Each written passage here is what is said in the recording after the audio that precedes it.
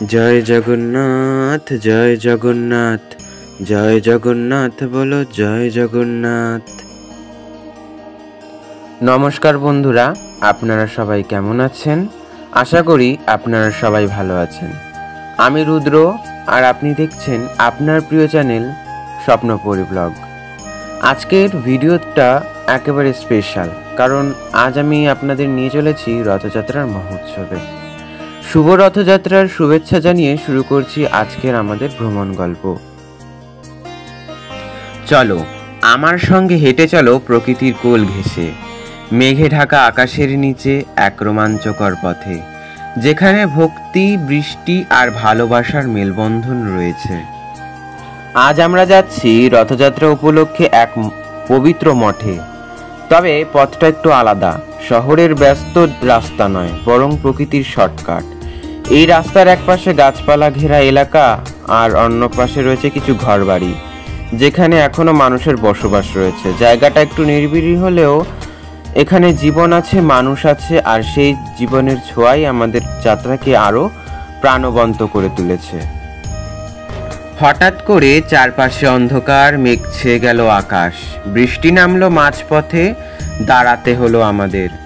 মাথার উপর মেঘ, চারপাশে ঝিরিঝিরি বৃষ্টির সুর। সেই মুহূর্তটা ছিল নিঃশব্দ কিন্তু গম্ভীর।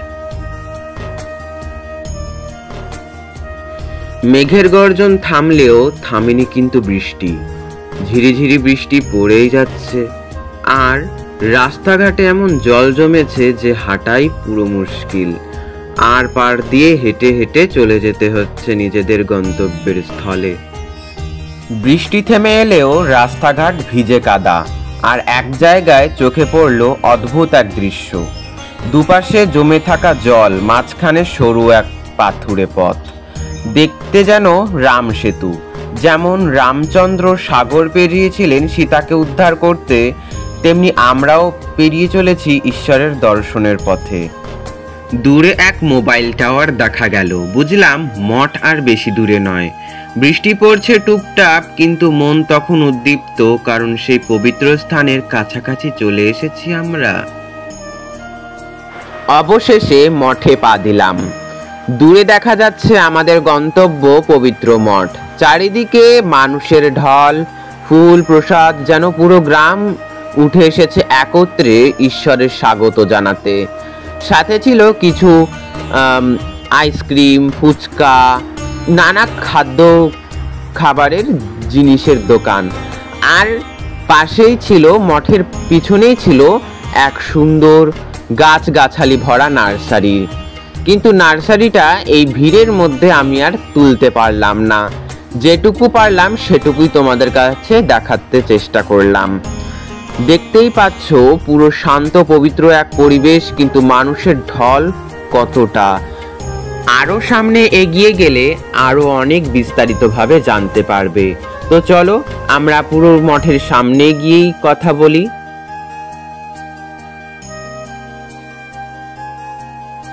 চলে এলাম আমরা মূল গেটে।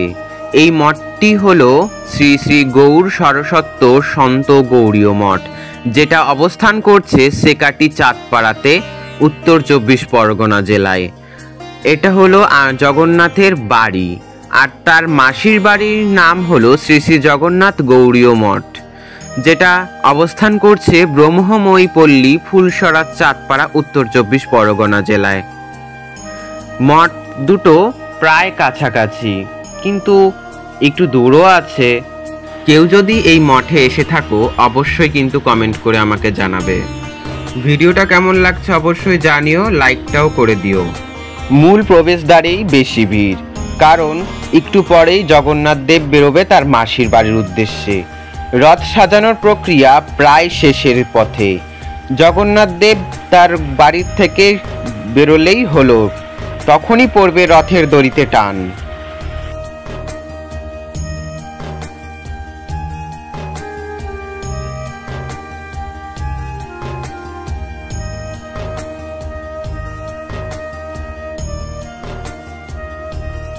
মঠ চত্বরে একটু ঘুরে দেখালাম।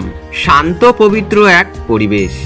সাধুদের থাকার ঘরগুলো সারি সারি সাজানো, যেন গম্ভীর নীরবতা বয়ে নিয়ে যায়।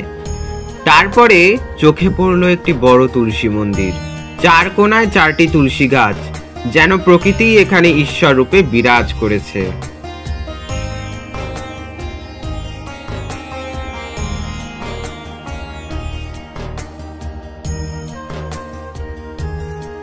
এবার চলে এলাম মূল আকর্ষণে, জগন্নাথ, বলরাম ও সুভদ্রা মহারাজের দর্শনে।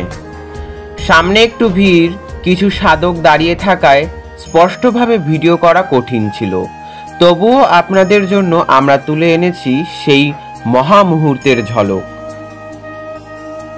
এই দুর্লভ দৃশ্য দর্শন করুন এবং ভগবানের কাছে নিজের মনস্কামনা পূর্ণ করুন। জয় জগন্নাথ।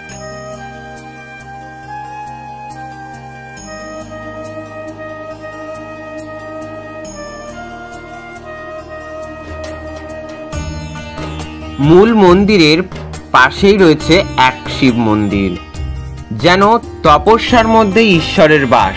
মন্দিরটা তৈরি চারপাশের নিস্তব্ধতা সব মিলিয়ে হৃদয়ে গেঁথে যাওয়ার মতো।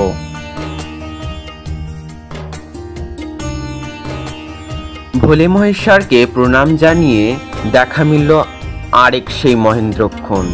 ঠাকুরেরা রওনা দিলেন মাসির বাড়ির উদ্দেশ্যে। রথে উঠলেন জগন্নাথ, বলরাম ও সুভদ্রা। চারিদিক কাঁপিয়ে উঠল কাসরের বাজনা আর ভক্তদের উল্লাস। আমি চেষ্টা করেছি সেই অনুভূতি আপনাদের কাছে পৌঁছে দিতে। ভিডিওটি কেমন লাগছে অবশ্যই কিন্তু নিজেদের মতামত জানাতে ভুলবেন না। আর ভিডিওটি ভালো লেগে থাকলে অবশ্যই একটা লাইক করে দেবেন, আর চ্যানেলে নতুন হলে অবশ্যই কিন্তু সাবস্ক্রাইব করে দেবেন। দেখে নিন এক দুর্লভ দৃশ্য।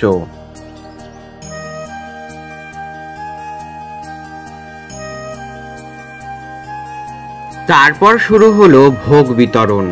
লোকজন একে একে এসে প্রসাদ নিচ্ছে, শান্তিতে বসে খাচ্ছে। আমি নিজেও সেই ভোগ খেলাম, যেন ঠাকুরের আশীর্বাদ সরাসরি হৃদয়ে ছুঁয়ে গেল।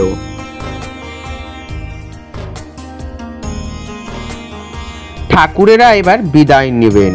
রথ এগিয়ে চলবে মাসির বাড়ির পথে। ভক্তদের ভিড় তখন আরও বেড়ে গেছে। আমাদের এলাকার সম্মানীয় এমএলএও উপস্থিত ছিলেন। শেষ মুহূর্তটা মন ছুঁয়ে গেল, ঈশ্বরের সঙ্গে একাত্ম হওয়ার অনুভূতি। এই ছিল আজকের স্বপ্নপুরী ব্লগের রথযাত্রার স্পেশাল ব্লগ। আশা করি আপনাদের ভালো লেগেছে। ভালো লাগলে ভিডিওটি লাইক করতে ভুলবেন না, কমেন্ট করে জানাবেন কেমন লাগলো, আর চ্যানেলটি সাবস্ক্রাইব করে পাশে থাকুন এমন আরও ভক্তিমূলক ভ্রমণ গল্পের জন্য। শুভ রথযাত্রা। জয় জগন্নাথ। ভালো থেকো। আবার দেখা হবে নতুন কোনো যাত্রায়।